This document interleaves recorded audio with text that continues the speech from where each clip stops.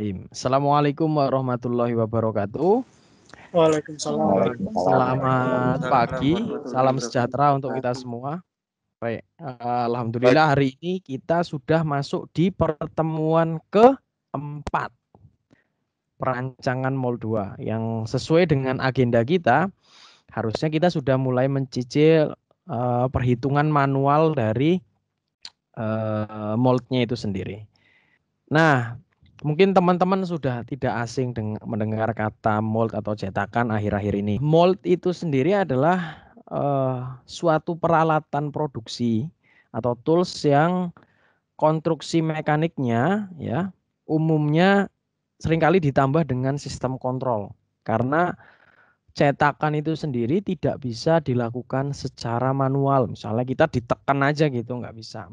Sehingga butuh pengarah yang membutuhkan tonase besar. Makanya untuk penggeraknya itu bisa juga menggunakan hidrolik ataupun mekanik. Gitu. Tidak hanya itu, tetapi bisa juga dengan pneumatik. Nah, untuk beberapa gerakan-gerakan misalnya slider gitu ya, itu menggunakan pneumatik. Gitu ya. Kemudian untuk elektrik itu nanti berkaitan dengan sistem kontrolnya. Nanti kalau teman-teman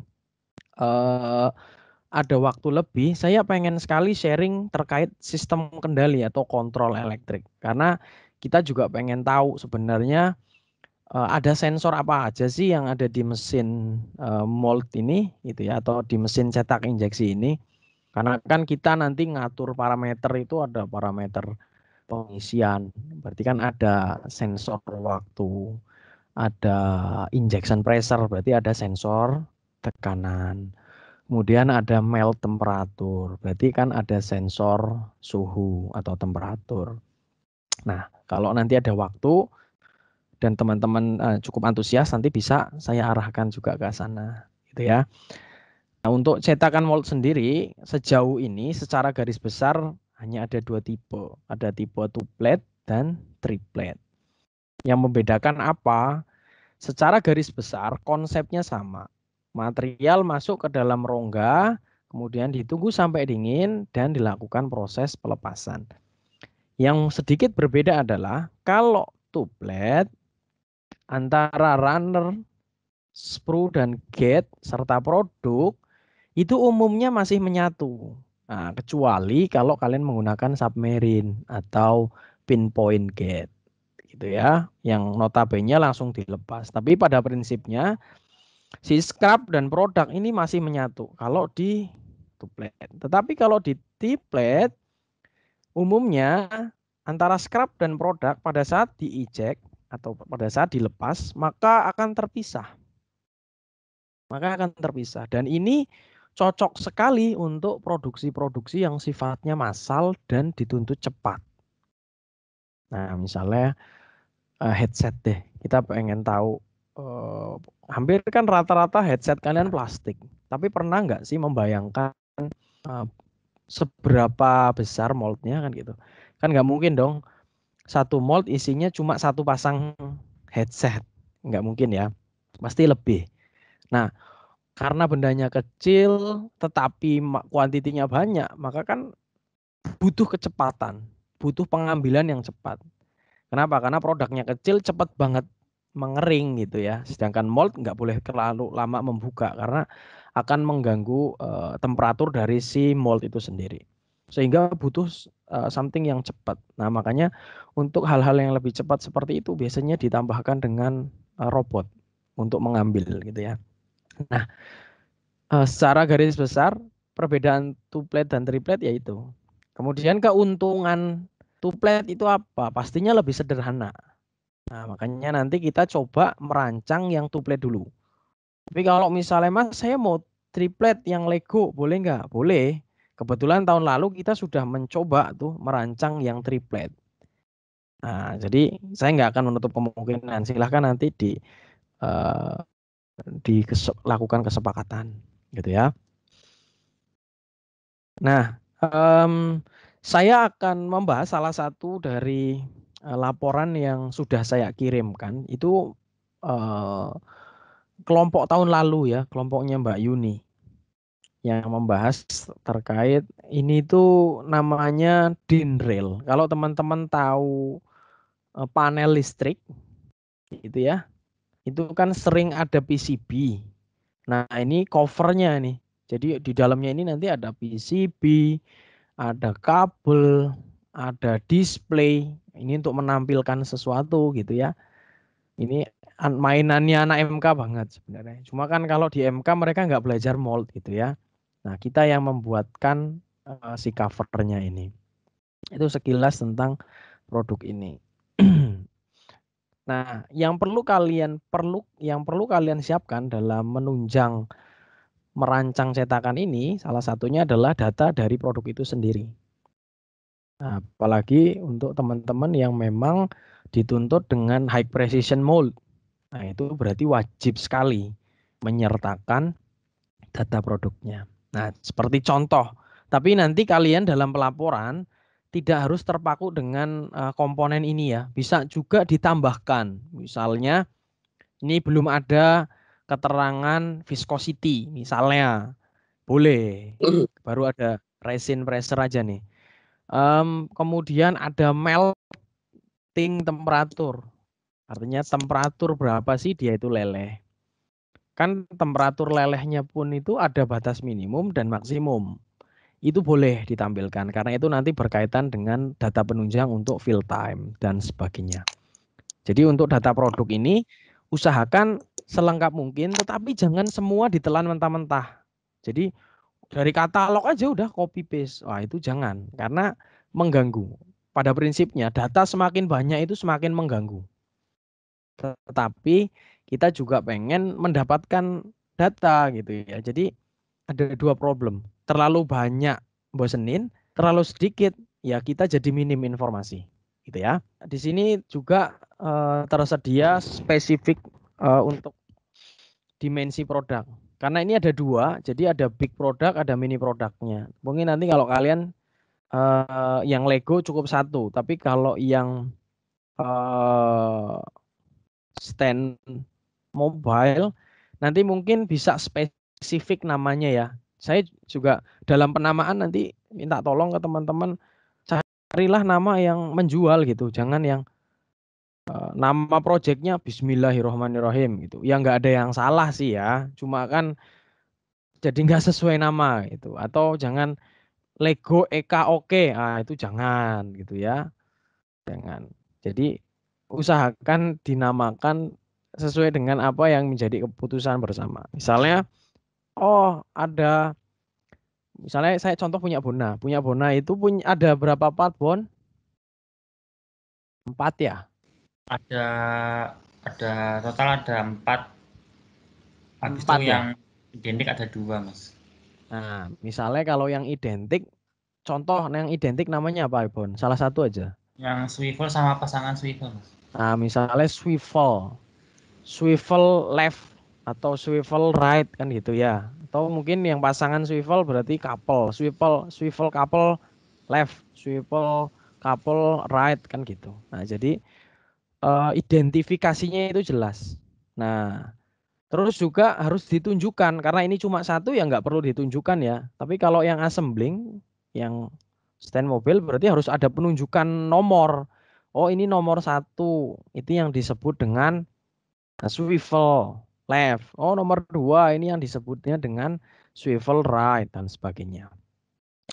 Oke, sampai saat ini ada pertanyaan atau ada pertanyaan yang mengkaitkan dengan produk nggak? Mas, Mas. Ya. Saya Rocky, Mas. Mau nanya yang terkait yang tadi sih, Mas, yang di awal itu, Mas, tentang soal pertanyaan saya itu untuk settingan temperatur, Mas. Itu kan tadi kan di e-book itu terdapat perbedaan antara mold dan cairan plastik pada e-book yang dikirimkan Mas Eko. Nah, pertanyaannya itu untuk mengontrol kedua temperatur tersebut, apakah pengontrolan dilakukan saat penginjekan atau berulang kali gitu, Mas? Jadi kayak di settingnya itu sekali atau berulang-ulang kali gitu, Mas? Oke, terima kasih. Terima kasih, Mas. Ya itu berkaitan dengan produk ya. Oke, jadi dinamikanya proses pencetakan plastik itu sangat. Jadi kalau nanti teman-teman belajar finite element analysis atau menganalisa suatu barang gitu ya, itu ada 2 karakter. Mungkin kalau teman-teman pernah mendengar ada matematika, kalau matriks kita punya persamaan matriks. Berarti itu untuk menyelesaikan linear atau non linear. Jadi kalau linear gitu ya, itu misalnya sebanding, misalnya kecepatan 1 meter per detik. Berarti kalau 2 meter, dia ada di kondisi berapa detik? 2 detik. Kalau 3 meter, 3 detik. 10 meter, 10 detik. Itu linear. Kenapa? Karena sama nih. Antara 2 faktor yang berkaitan itu sama. Tapi kalau mold itu non-linear. Non-linear gini, belum tentu shoot pertama dengan shoot yang ke-10 atau shoot ke-30. Shoot itu maksudnya proses penginjeksiannya. Itu sama temperaturnya. Nah, makanya perlu ada sistem kendali di situ. Makanya kalau sempat saya pengen tuh bahas banget masalah sistem kendali atau kontrol sensor di situ. Jawabannya adalah berbeda. Nah, berbedanya berapa? Setiap produk itu harus dihitung. Setiap produk itu harus dihitung. Nah, kalau Rocky penasaran, di tesis saya itu membahas terkait dinamika kenapa kok produk itu bisa warpage. Nah, tapi warpage-nya nggak semua, tetapi dia itu ada di di awal. Kalau sudah di pertengahan, di akhir itu lebih cenderung bukan warpage lagi, tapi malah justru jadi kalau warpage itu malah di akhir, di awal itu short. Nah, itu dinamikanya. Makanya harus ada sistem yang memberikan feedback ke kita. Untuk mengetahui ini, kan shoot pertama dilewatin material baru pertama kan masih dingin moldnya ya.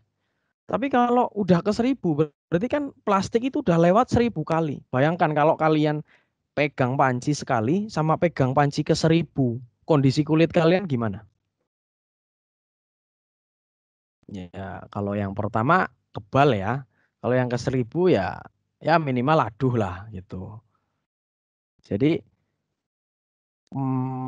temperatur atau parameter sebutannya itu sangat dynamic, sangat polinomial,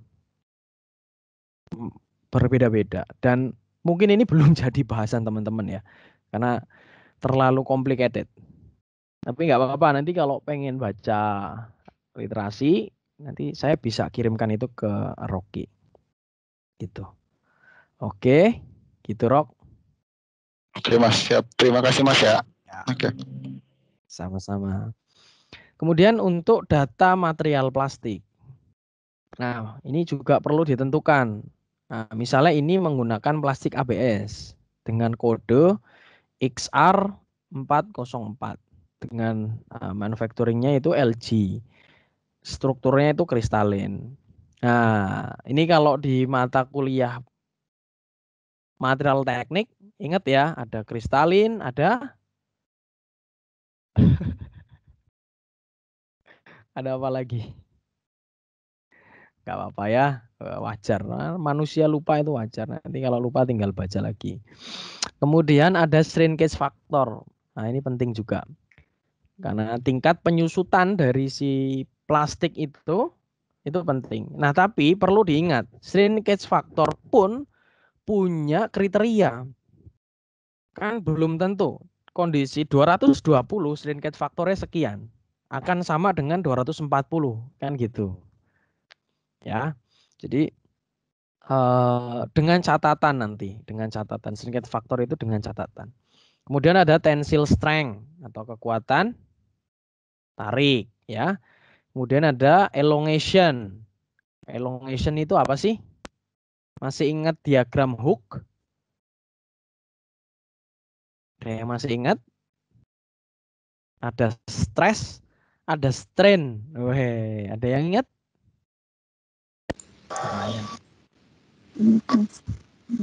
Oh lupa, ya nggak apa-apa. Oke, jadi elongation itu molor. Bisa dikatakan elongation itu kalau kan ada dua fase ya. Molor itu strain itu ada dua fase. Fase plastis dan fase Elastis. elastis. Kalau yang masih bisa kembali ke bentuk semula itu plastis bukan? Elastis. Bukan, Mas. Elastis ya. Tapi kondisi plastis itu ketika sudah tidak bisa kembali ke bentuk semula plastis. Nah, fasenya kan banyak ya. Fasenya banyak. Kemudian ada Rockwell test. Kenapa kok nggak pakai Vickers? Ya, balik lagi lah ya. Untuk plastik ya pastinya nggak bisa dong pakai pengujian tertentu yang biasa digunakan untuk metal gitu ya. Kemudian ada melt density, densitas dari pada saat dia leleh. Kemudian densitas apa?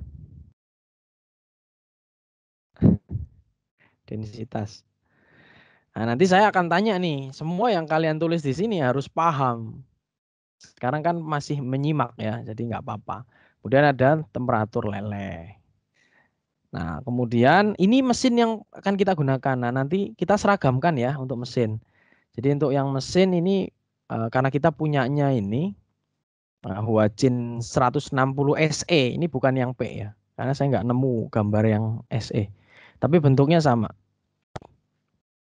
Nah, nanti gunakanlah data ini. Nah, terutama 3 terbawah nih yang pastinya akan kalian butuhkan untuk mendesain sprue bus.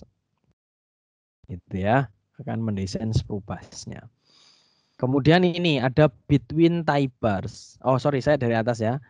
Tonasenya adalah 160 ton, tapi nggak mungkin 100% kita bisa gunakan. Ya, maksimal 80% lah. Berarti kalau 80% dari 160 berapa tonasenya?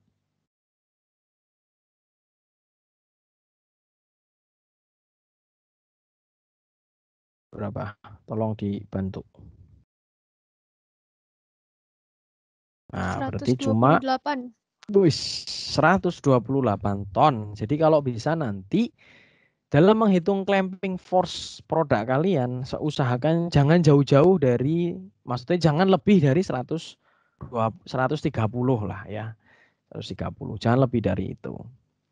Bisa sih, tapi mesinnya kasihan gitu ya. Karena kan mesin kita itu tidak mungkin bisa 100%. Pasti kan sudah ada penurunan ya. Tambah umur kan tambah nurun. Nah, itu perlu diperhatikan juga. Kemudian ada shoot size. Shoot size itu area ya. Karena ini volume. Maksudnya adalah berapa sih volume yang bisa digunakan ya. Itu ini. Itu 276 cm kubik. Between tie bars ini artinya distance atau jarak antara tie bar. Nah, tie bar itu yang dimaksud bukan atas bawah ya. Kursor saya kelihatan nggak teman-teman? Kelihatan. Ya, jadi tie bar yang dimaksud itu yang ini ya teman-teman. Ini pen. Nah ini yang dimaksud dengan between tie bar itu ini mas, mbak. 1, 2. Nah, jadi ini punya jarak nih. Kenapa? Karena kan kita memasukkan mold itu dari atas ya. Nah, between tie barnya 460. Tapi kan nggak mungkin 460 itu bisa dipakai semuanya. Karena kita punya apa? Punya diameter ya. Punya diameternya ini sendiri. Berarti kan harus dikurangi dengan diameternya. Nah, pertanyaannya diameternya berapa? Nah, di sini nggak ada nih, nggak dituliskan diameter dari si tie barnya. Nanti tolong ditambahkan ya teman-teman. Jadi supaya kalian jelas. Anggaplah contoh misalnya diameternya adalah 15 cm. Berarti sekitar, kegedean ya, 15 cm ya. 10 lah, 10 cm lah. Anggaplah diameternya 10 cm. Berarti 2 dikali radius ya. Radius karena kan tiangnya ada 2. Berarti sekarang bebasnya kalian ini ada berapa? Jadi di antara 2 tiang ini. Nah, berarti kan bebasnya di sini ya. Ini jadinya berapa nih? Kalau tadi diameternya ini adalah 100 mm. Berarti berapa nih? 360, Mas. 360. Ini contoh aja ya kalau misalnya sekian. Berarti 360 ini kan pas banget ya. Moldnya itu pas banget. Kan nggak mungkin 360. Ya enggak? Padahal nanti masukinnya pakai kren. Nah, kren itu kan bisa goyang kanan kiri. Wah, bisa mencederai si ini ya. Nah, makanya di sini dikasih ketentuan harusnya ya. Harusnya adalah maksimal mold, lebar mold. Kalau ini kan tinggi. Harusnya juga dikasih keterangan maksimum mold yang bisa masuk ini berapa. Anggaplah kalau ini 80%-nya. Berarti berapa? Karena kan pada saat masuk bisa jadi ada goyang kanan, goyang kiri, akhirnya mencederai si tie bar-nya. Nah, kalau ada 80% dari total kan masih ada 10% kanan, 10% kiri. Nah, itu buat kebebasan lah, buat free tolerance-nya lah, free moving-nya gitu. Berarti berapa nih? Kalau 80% dari 360. 290, Mas, kira-kira. Ya, 290 atau 288 ya. Ya itulah maksimum dari si lebarnya. Nah, karena kan kalau lebih dari itu nggak bisa masuk gitu ya. Tapi nanti perlu diperhatikan sekali lagi. Kalian memang harus memastikan di katalognya nanti. Sebenarnya berapa sih diameter ini? Tapi karena diameter ini tuh masih kita tebak-tebak tadi. Nah, saya berharap hal-hal semacam ini nanti dimasukkan di laporan teman-teman gitu ya. Karena nanti berkaitan dengan pemilihan mold base. Oke, nah untuk tinggi ini cenderung lebih bebas ya. Karena apa? Karena kan tinggi itu nggak ada terkait ini bawah bolong, atas juga bolong. Jadi boleh bebas. Cuma memang dia ngasih maksimum dan minimum. Minimumnya ada di angka 150, maksimumnya ada di 500 atau setengah meter. Ya, jadi kalau lebih dari setengah meter, tingginya udah nggak bisa. Kemudian ada maksimum ejector stroke. Maksimum ejector stroke itu di sini biasanya, Mas. Jadi ini kan ini disebut dengan ya, ini maksimum ejector stroke. Jadi plat di dalam plat ini itu nanti ada mekanisme, Mas. Mekanisme namanya adalah ejector root. Nah, di sini tuh ada ejector root. Nah, ejector root itu biasanya terdiri dari mekanis seperti ini. Nah, ini ada linknya. Jadi ini bisa, kalau ini lagi rapat bisa jadi gini. Bisa jadi gini, set. Nah ini ada ejector rootnya gini. Ini dorong ke sana, ini dorong ke sana. Atau juga pada saat dia neken, dia kondisi seperti ini gitu. Nah, ini berarti dia full menekan. Oke. Full menekan. Nah, panjangnya stroke ini itu sebutannya adalah ini. Maksimum ejector stroke.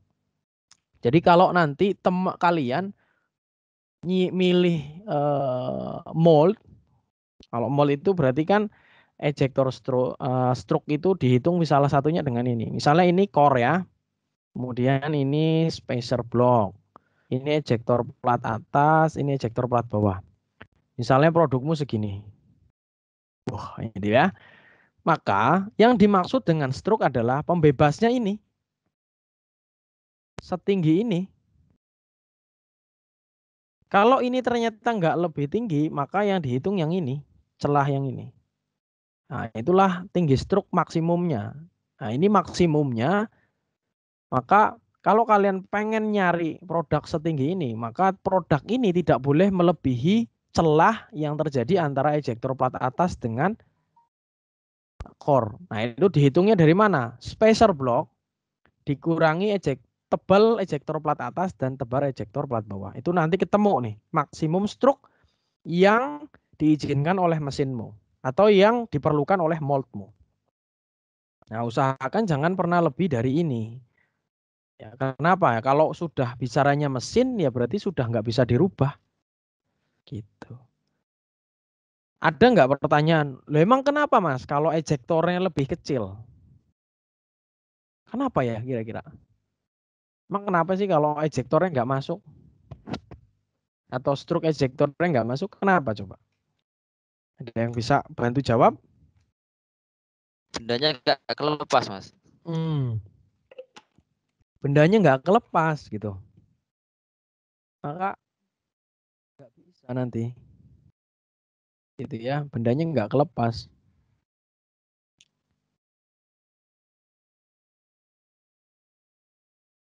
Bendanya nggak akan kelepas nanti. Gitu. Oke. Nanti sampai mana? Sampai sini ya. Sampai ke maksimum. Kemudian nozzle radius.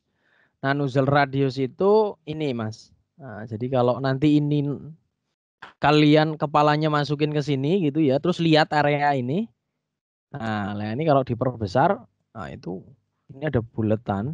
Itu buletannya namanya ini tempat locating ring tadi. Ya. Kemudian di dalamnya ini ada radius. Nah, makanya locating ring, kalau mold locating ring ini eject, ini plat atas ya. Ini locating ring. Nah, locating ring itu ini nanti ketemunya sama ini. Terus kemudian kan ada sprue bus. Ini ada yang bingung nggak? Kalau bingung bilang ya, Mas locating ring yang mana? Ada yang bingung nggak? Jadi biar Saya Mas bingung Mas. Oke. Locating ring itu ini. Ini locating ring rock. Ini locating ring. Locating ring. Oke. Kelihatan nggak? Kelihatan Mas, kelihatan. Oke. Paham ya ini. Kalau sprue bus itu yang di dalam sini.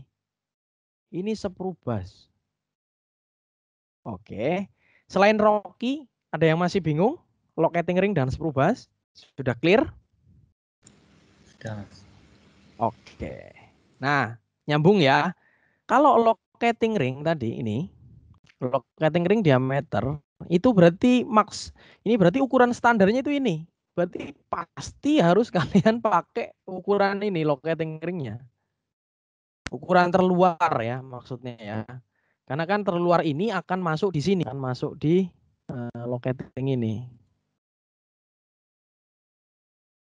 Akan masuk di sini. Kemudian ada nozzle radius. Nah, nozzle radius ini yang kecil ini nih. Bentuknya mohon maaf ya, jangan diketawain. Nah, ini nozzle radius. Ini harusnya rapih nih. Ya, harusnya rapih lah ya radius. Nah, dia punya radius nih Mas, Mbak. Radiusnya berapa ini? Berapa? 19. Kemudian ada sprue diameter yang mana? Itu ini Mas, Mbak. Kan ini ada lubangnya. Lubang untuk material kan? Material plastik keluar kan? Itu ini. Nah, ini diameternya. Diameternya berapa? Nah, ini butuhnya di mana sih, Mas? Nah, saya perlihatkan kepada kalian, kepada teman-teman itu sekarang ke sprue bus. Ini rada meloncat, tapi tujuan saya untuk memberikan supaya kalian nggak bingung-bingung amat gitu ya. Ya memang pasti bingung sih, karena baru pertama kok, wajar-wajar. Nah, ini saya ngelompatnya rada jauh, tapi nggak apa-apa. Ini yang disebut dengan diameter nozzle. Atau tadi disebutnya di sana itu diameter sprue gitu ya.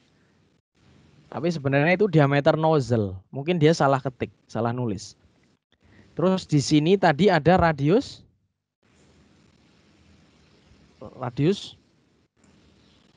nozzle ya. Nah, ini nanti berkaitan dengan ini sprue bus. Jadi diameter nozzle itu tidak boleh lebih besar daripada diameter sprue-nya. Bayangin, ini kan nanti aliran masuk ya. Kalau ini lebih besar daripada ini, yang terjadi seperti ini, misalnya sprue-mu di sini. Nah, ini yang warna merah. Yang terjadi apa? Tekanannya drop, Mas. 1. Benar. Terus ada lagi? Infer, Mas. Apa? Blooper. Blooper. Nah, itu siapa tuh yang jawab tuh? Blooper. Wah, iya, Mas. Nah, iya, blooper, Mas. Pasti. Itu. Tadi Ika ya. Muhammad Rifai. Iya, blobor, Mas. Tekanannya jadi kegedean. Iya, 2 itu faktornya. Sehingga harus diperhatikan untuk ukuran-ukurannya. Ukuran dari si nozzle-nya ini. Oke. Dari ya, silahkan. Izin bertanya Mas, tadi kan sempat Boleh. membahas sprue ya Mas. Iya. Ini pertanyaan saya juga berhubungan sama sprue yang di grup itu. Oke, Ini pertanyaan lanjut. saya itu mengapa pada perhitungan sudut sprue di laporan tatakan gelas itu menggunakan diameter nozzle, sedangkan pada Denrel box itu menggunakan diameter sprue, Mas. Oke. Terima kasih, Mas. Seharusnya yang dipakai itu diameter nozzle, Mas. Mungkin ada sedikit kesalahan kali ya. Karena kan referensinya yang diketahuinya itu diameter nozzle dulu. Halo? Nah, Halo. ini nih. Ya. Nah, sorry. Kok kursorku malah nggak kelihatan. Nah, ini. Ini Mas, rumusnya nih. Ini rumusnya nih. Ini kan cara mencari diameter sprue adalah diameter nozzle ditambah dengan 1,5. 1,5 ini konstanta. Tapi ini nggak berlaku buat semua loh ya. Nanti setiap produk itu punya kekhasan konstantanya masing-masing. Nah, harapannya kan ketemu diameter sprue. Sehingga diameter sprue-mu sekarang adalah ini. Mas, maaf Mas Eko. Ya. Masih delay Mas di laptop saya Mas. Waduh. Oh sudah Mas. Tadi sempat delay lama. Oh gitu. Iya Mas. Iya. Sorry. Sinyal sih ya. Gimana? Tadi penjelasanku sudah lumayan clear atau perlu diulang? Sudah sih Mas. Tadi yang di tatakan gelas itu dia rumusnya itu df/2 kurangi dn Mas. Jadi yang diambil itu yang diketahui. Oh nggak apa-apa. Kalau yang di Denrel box itu df/2 kurangi ds yang dicari dari dn plus 1,5 itu Mas. Jadi saya bingung di situ. Ada yang pakai DN, ada yang pakai DS. Yang satu pakai DN karena ada yang diketahui, yang satu pakai DS karena dicari dari DN plus 1,5 itu, Mas. Oke. Sebenarnya ini sih, Bon. Ini mereka tuh pakai ini aja nih.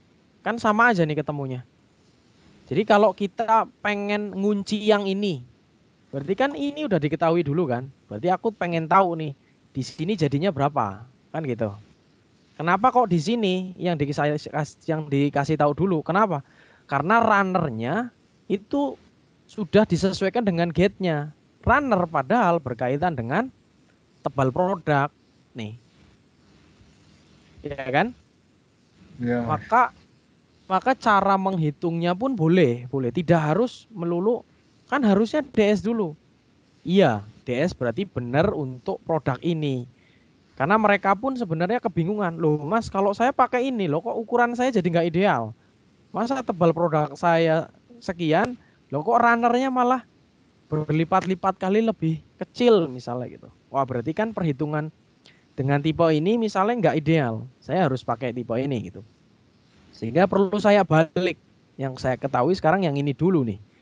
Bahkan nanti Bon, ada juga metode yang menghitung saya nggak mau lihat ini. Saya cuma lihat ini sama alfanya aja. Jadi nggak pakai rumus ini, cuma pakai rumus Pythagoras kan? Ya enggak? Iya Mas. Nah, ini bisa juga dan itu ada di katalog itu ada. Nah, tergantung nanti mana yang ideal. Ideal untuk si produk kita. Cara taunya kita ideal ya gimana? Paling gampang ya kita uji. Uji di mana? Uji di Molflow. Tapi kalau sudah, mohon maaf ya, kalau saya sudah ngajar dari 4 tahun yang lalu, dengan kasus yang sama, berarti saya bisa menebak gitu. Wah, kalau ini pasti kegedean. Coba kamu cari rumus yang lain deh. Tapi buat teman-teman yang masih baru, cara taunya gimana kalau ini nggak ideal? Uji aja di mold flow. Kalau dia ada kendala, misalnya short, quality prediction-nya jelek, warpage, sync mark-nya nambah, berarti kan ada yang nggak beres kan dengan perhitungan ini. Gitu. Jadi keduanya boleh, Bon. Bahkan kalau mungkin nanti saya kasih ke tugas akhir saya di D3, saya kan D3-nya ngerancang mold ya. Itu beda lagi, Bon. Tapi memang ya seperti itulah merancang mold itu penuh dengan dinamika. Kadang-kadang kita nggak bisa dengan satu rumus. Belum tentu rumus ini cocok di sebelah sini gitu. Tinggal nanti special case-nya ya di produkmu, mana yang cukup ideal gitu. Oke ya? Siap, Mas. Ya. Ya. Terima kasih, Mas. Sama-sama. Ada lagi, teman-teman? Izin bertanya, Mas. Ya, silahkan. Saya Yohan, Mas. Ini yang tadi, Mas, spesifikasi yang mesin tadi, Mas. Iya, gimana? Itu kan di situ datanya untuk locating ring kan diameternya itu 100 mm. Ya. Untuk 100 mm itu diameter luar atau diameter dalam si locating ringnya, Mas? Soalnya kemarin pas di project saya itu yang diameter luarnya itu kan 120 gitu, Mas.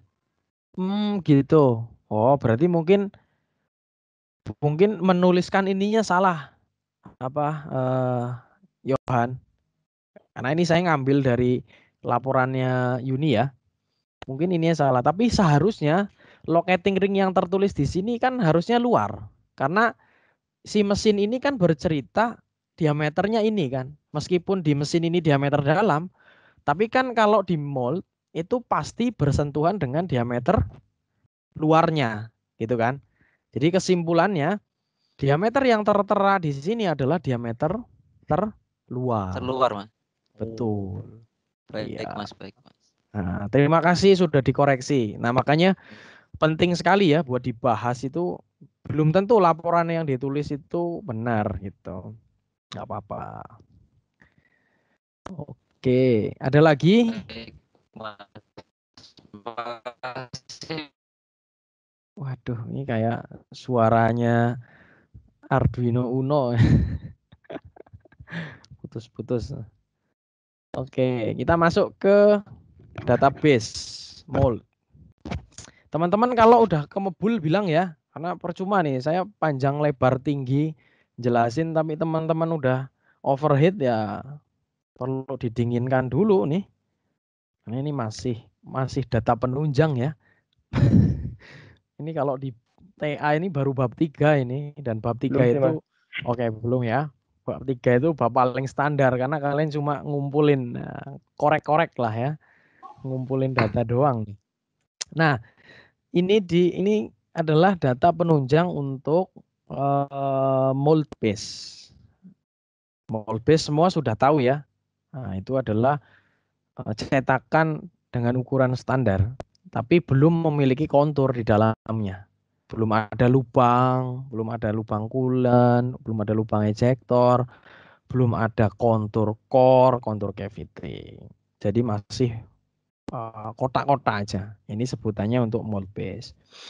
Nah, dalam menghitung mold base, nah ini waktu itu saya dapat oleh-oleh dari sesepuh dosen perancangan mold di era saya. Itu ada namanya Pak Muhammad Dian Lazuardi. Nah, itu beliau memberikan injection mold dataset. Ini untuk menghitung apa? Untuk menghitung berat si mold dan juga jenis bolt yang akan teman-teman gunakan. Nah, jadi contoh misalnya ini ada tulisan FTB, strip SC, strip 35, 35, 80, 80, 100 Y. Ada yang bisa membantu nerjemahin? Wah, ini tak kasih risol nanti. Ini artinya Belum. Oh ya wes, nggak apa-apa ya. Nanti sambil jalan aja. Ini yang jelas pakainya Futaba, tipenya SC karena ada SA, SB, SC, SD. 3535 itu kalau nggak salah itu 350 panjang, 350 lebar. Kemudian ketebalan core 80, tebalan cavity 80 dan apa namanya? Spacer blocknya 100. Kurang lebih itu. Kalau Y-nya saya juga lupa. Nanti kita sama-sama buka lagi ya. Oke, nah ini ya, ini udah ada nih. Tebelnya 80, lebarnya 350, 350. Baik core maupun cavity. Mas, ada nggak lebar core dan lebar cavity-nya kok nggak sama? Ada nggak?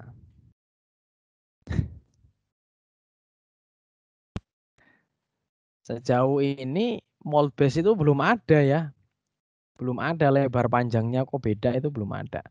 Kalau tebalnya beda ada. Misalnya tebal core-nya cuma 30, cavity-nya 100, itu ada. Oke, nah ini ada ukuran top clamping, itu top. Atau kalau kita biasanya nyebutnya itu top plate. Upper plate juga bisa, terserah ya. Spacer block, nah ini spacer block tingginya 163, berarti ke 63 itu ke sini. Nah, saya nanti akan bercerita tentang area kerja yang bisa teman-teman gunakan. Nih, jadi ini kalau saya buka gitu ya, saya pengen tunjukkan sisi sebelah sini. Ini kalau saya buka ke sini, berarti kan sekarang saya punya kotaan seperti ini. Nah, oke. Ini kalau nampak atas. Ini saya hilangkan dulu nih. Ini nampak atas. Kemudian di sini ada spacer block, ukurannya adalah 63. Artinya kita punya lebar plat ejektor atas maupun bawah itu sekian jadinya. 220. Padahal ini 350 gitu ya. 350. Nah, tapi ejektor plate-nya cuma 220. Berarti ada di sini. Ya kan? Ini 220.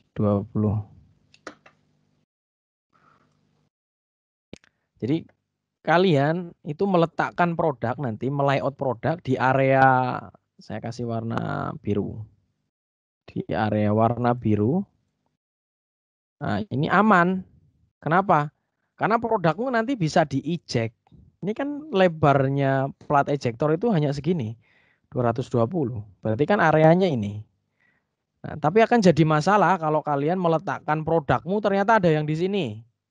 Atau ada yang di sini. Atau ada yang di sini. Atau satu lagi di sini. Nah, ini alamat nih. Bisa dicetak, nggak bisa dikeluarin. Gitu. Jadi untuk area kerja, usahakan maksimalkan meskipun benar ya, ini semua itu area kerja kalian gitu. Kecuali kalau mold base-nya misalnya produknya itu memanjang seperti ini. Memanjang seperti ini misalnya. Nah, ini kan nggak ada masalah ya. Karena kan ejektornya bisa aja di sini 2, bisa aja di sini 2 gitu. Ini boleh. Tapi kalau petilan kecil-kecil gini ya jangan sampai melebihi dari lebar dari ejector plate. Sampai di sini ada pertanyaan? Mas mau nanya Mas? Ya. Saya Rizky Naldi mau nanya Mas, itu banyaknya ejektornya itu tergantung bendanya nggak sih Mas? Betul. Jadi itu tergantung bendanya Mas, kalau misal bendanya panjang berarti ejektornya itu juga hanya beberapa gitu Mas? Ya, jadi perhitungan untuk banyaknya ejektor itu sebenarnya ada memang perhitungannya, yaitu berkaitan dengan bucking load. Bucking load itu untuk seberapa kuat si ejektor itu mendorong plastik. Tetapi kan tidak bisa digeneralisir seperti itu. Apalagi kalau produknya itu punya banyak kontur, misalnya ada banyak rip atau ada lekukan atau ada dinding-dindingnya dan sebagainya. Kan otomatis itu menjadi hambatan kan. Kenapa? Karena pencekamannya itu semakin kuat. Jadi si plastik itu megang ke core-nya itu tambah kuat. Nah, sehingga perlu juga ditambahkan ejector di area-area tertentu. Kalau teman-teman pegang yang Lego misalnya, itu Lego, coba deh antara yang besar banget sama yang kecil banget, perbedaan ejector pinnya itu nggak banyak. Padahal kalau secara perhitungan seharusnya kan linear ya. Misalnya ukuran 4 kali Lego 2 kali 2. Ejector pinnya anggaplah cukup dengan 2. Berarti kalau yang 3 kali 3 ya dikalinya aja 2/3-nya. Kalau 4 kali 2 berarti kan 2 kali lipatnya. Nah, tapi kenyataannya nggak seperti itu. Bisa jadi yang 2 kali 2 aja sudah butuh pinnya 4. Karena kan ngeluarinnya harus seimbang. Setiap pojokan harus didorong keluar. Nah, beda lagi misalnya dengan Lego yang ukuran 3 kali 2. Bisa jadi ejektornya 6. Kenapa? Karena kalau pakai 4, tengahnya nanti distorsi karena nggak ada yang dorong. Nah, bisa jadi juga 4 kali 2 Lego. Ejektornya cuma 3. Kenapa? Karena kalau kebanyakan dipasang, nanti saya sulit buat masang coolingnya. Wah, gitu. Makanya nanti mendesain ejector pin selain dari perhitungan, memang benar harus ada perhitungannya. Kenapa? Karena kita pengen cari nilai minimum ejector yang diperlukan untuk melakukan proses ejeksi dalam produk tersebut. Tetapi kita perlu mempertimbangkan tingkat kontur dari si produk itu. Kalau tingkat kontur produk itu sudah kita asumsikan misalnya cukup, kita pertimbangkan lagi dari apa? Di bawah itu kan ada cooling. Bisa nggak coolingnya itu masuk tepat berada di bawah si produk? Padahal cooling itu punya jarak dan ketentuan minimum. Nah, gitu. Jadi perhitungan buat ejector pin nanti sampai sedetail itu. Begitu. Tambah pusing? Paham, Mas. Oh, oke. Lanjut, Mas. Kalau saya lanjut dulu ya. Tambah pusing. Apalagi yang memperhatikan ya kan. Ini ngomong apa gitu ya. Kok ngerancang kok nggak ada standar ya memang gitu. Ilmu merancang itu dulu saya itu gampang loh merancang. Sebelum saya tahu banyak. Asal tempel aja, masuk perhitungan beres gitu. Iya. Tapi semenjak tambah banyak literasi, tambah banyak mengenal, sekarang malah jadi tambah mikir, malah jadi lama loh ngerancang itu. Karena banyak faktornya gitu. Banyak faktor yang jadinya dipertimbangkan. Ya, tapi nggak apa-apa ya. Kan jadi banyak faktor yang dipertimbangkan jadinya semakin minim cacat yang terjadi. Ya, nanti kalian sambil belajar lah pelan-pelan. Oke. Seperti itu Mas Naldi. Ya, semoga sih bisa nangkep. Ya, Mas, terima kasih, Mas. Ya, sama-sama. Ada pertanyaan lagi? Saya Mas mau nanya Mas. Ya, sebutkan nama biasa. Lutfi Bayu Pratama Mas. Jadi untuk penentuan lokasi ejektor, ya itu ada perhitungannya nggak Mas? Apa kalau posisi, kalau posisi harus melihat by case. By case banget. Ada yang mau menampilkan salah satu produknya nggak dari teman-teman? Biar saya kasih rekomendasi, biar tepat. Saya mau nampilin, biar saya kasih lihat cara mengatur posisinya. Ada, Nih, boleh. saya udah nih. Boleh. Oh, boleh. Tampilin Yan. Wis, Kian nih luar biasa. Tampilin Yan. Nah, nih lihat. Ditampilin itu aja Yan, yang lurus Yan. Lurus. Maksudnya bawah tapi lurus. Oke. Delay nggak antara gerakan kursor saya dengan omongan saya? Ucapan saya? Enggak, Mas. Lancar, Mas. Enggak. Wes, alhamdulillah. Oke, perhatikan sebentar ya, teman-teman. Kalau kita lihat nih. Ini produk kan ukurannya kecil. Atau ini Lego 2x2. Ya kan? Seharusnya, ini saya bisa prediksi. Kalau ini dihitung, cukup butuh diameter 6, pin diameter 6, dan itu hanya butuh 1. Itu kalau perhitungan. Ya. Tapi kenyataannya nggak bisa seperti itu. Kenapa? Ya karena itu adalah angka minimum. Nah, kalau kita lihat nih, di sisi-sisi ini ada apa, Mas, sebutannya? Ada Rip. Rip, Mas. Terus di sini ini ada apa? Rip juga. Ini ada apa? Rip juga, Mas. Radius. Ini ya kontur ya, bagian dari kontur, tapi bisa kita katakan rip. Nah, ini dia faktor yang mempengaruhi si produk itu mencekam kuat di core-nya. Nah, kalau saya melihat posisi ini, kenapa? Karena produk ini simetris. Jadi dia butuh dorongan yang sama. Berarti minimal saya harusnya 4. Letaknya di mana? Letaknya ada di sini. 1, 2, 3, 4. Ukurannya seberapa? Saya akan paskan ukurannya sesuai dengan diameter ini. Apa pertimbangannya? Pertimbangannya adalah ada aspek visual dan mempertimbangkan minimum dari ejector pin yang diperlukan. Gitu. Kenapa kok 4, Mas? Kenapa nggak di sini aja? Karena saya berharap nanti di tengah ini atau di sini, ini akan coba saya lewatkan cooling. Jalur cooling.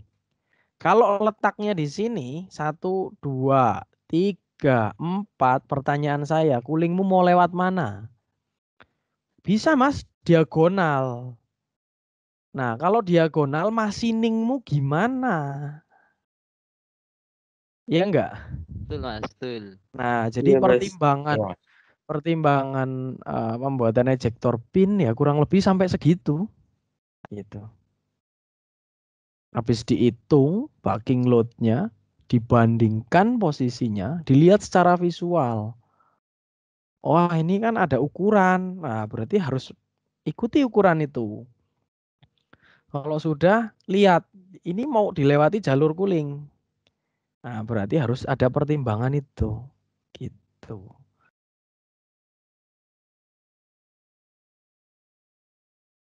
Oke. Mas, jalannya, Mas. Ya, monggo. Kalau untuk diameter ejector pin itu minimal berapa ya, Mas ya? Gini, pertimbangannya ini pertanyaan bagus banget. Karena ini berkaitan dengan kalian banget sebagai toolmaker. Sekarang aku tanya deh. Kalian pernah melihat tebal core paling minim itu berapa? Paling kecil itu tebalnya berapa? Atau 2 project yang kemarin deh. Tebal core-mu berapa? 80. Berapa? 80, Rock. Sorry, berapa Rocky? 80, Mas, 80. Oke. Ini ya, saya sekarang punya tebal ini ya. Nih. Ini kan ada lubang untuk ejector. Nah, ternyata lubang ejector itu tidak mulus plong, Mas. Bener nggak? Waktu kalian membuat lubang ejector, step atau lurus langsung? Step, Mas. Step. Mana yang paling gede? Di atas. Ini atas ya. Ini atas. Yang atas apa yang bawah? Yang gede. Bawah. Yang bawah. Oh. Betul ya. Nah, biasanya di sini ada toleransi ISO ya. Ya, kurang lebih gini lah. Oh. Nah, sorry jelek. Ini harusnya miring nih. Karena ini bekas twist drill ya. Nah, gini. Oke.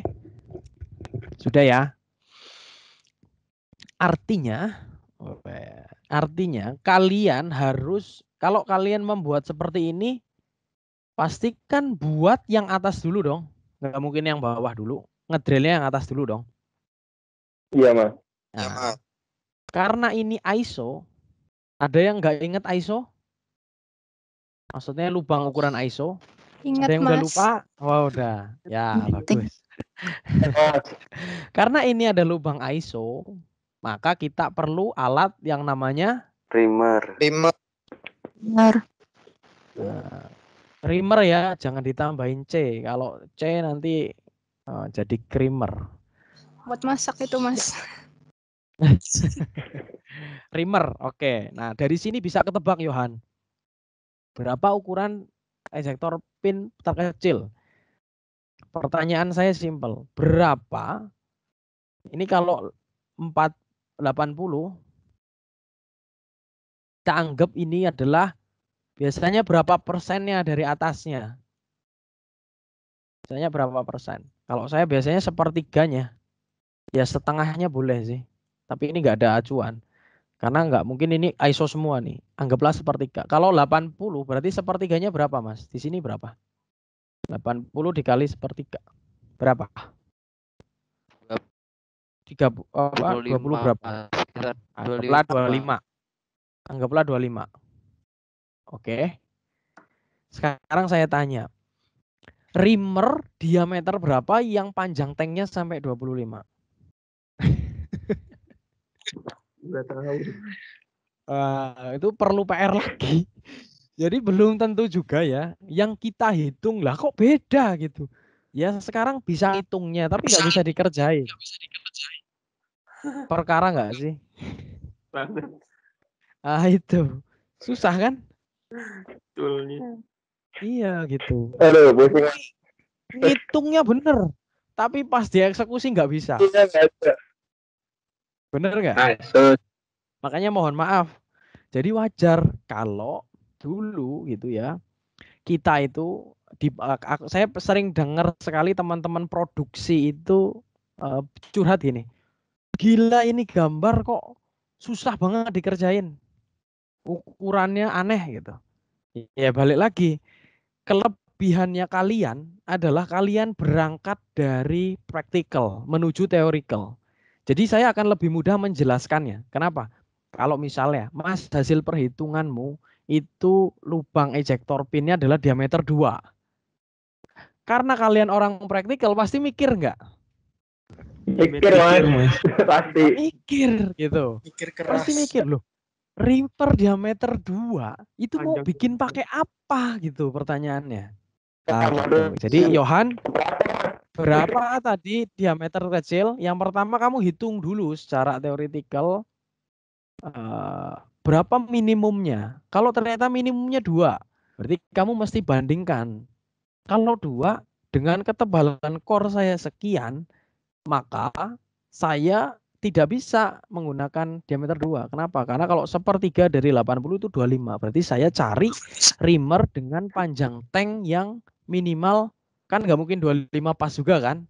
Pasti ditambah kan? 30 lah anggaplah. Berarti cari ejector pin dengan tank sepanjang 30. Wah, ternyata adanya di diameter 5. Ya sudah, berarti jawabanmu adalah itu. Gitu. Tapi kan nggak sesuai perhitungan, Mas. Ya, daripada nggak bisa dibuat. Gitu ya. Nah itu Mas. Oke. Jadi ada gambaran, teman-teman. Ada Mas, ada. Jadi cukup kompleks ya belajar kita. Makanya kenapa kok saya dulu nggak setuju perancangan mold 1 ditaruh semester 3, perancangan mold 4 di semester 4, saya nggak setuju. Kenapa? Aduh, Lah, masalahnya perancangan mold itu kalian harus lulus dulu proses pemesinan selama 2 tahun. Harus lulus.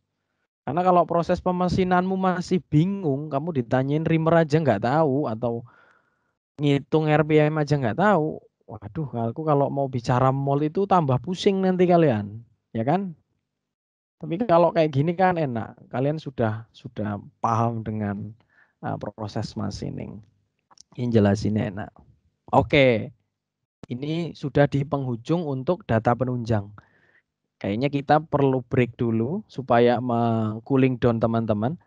Karena jujur setelah ini akan tambah menarik. Ya, karena ini berkaitan dengan cuan. Kalau cuan kan beda ya. Ini nggak boleh rugi kita. Iya mas, jatuhnya mas. Nah, ini nggak boleh rugi masalahnya. Jadi kalian tenangin diri kalian dulu setelah ini. Relax ya. Kalau bisa mau ngegame dulu, tapi jangan yang berat-berat. Nah, usahakan nanti pas masuk lagi kondisi otakmu siap lagi. Karena ini jujur berat. Materi setelah ini berat banget nih. Saya ngomong BEP. Bukan bayangin ya. Ada kamu harus tahu harga. Ini kan enak nih udah ada. Tapi sejarahnya kamu tahu ini gimana gitu. Nggak ada. Nah, ini baru ngitung kamu rugi apa enggak kalau bikin mold gitu. Belum ke perancangan loh. Ini perancangan ada di sini. Oke, selamat siang. Terima kasih. Kita break dulu. Siang mas. Ini. Siang mas. Mandian.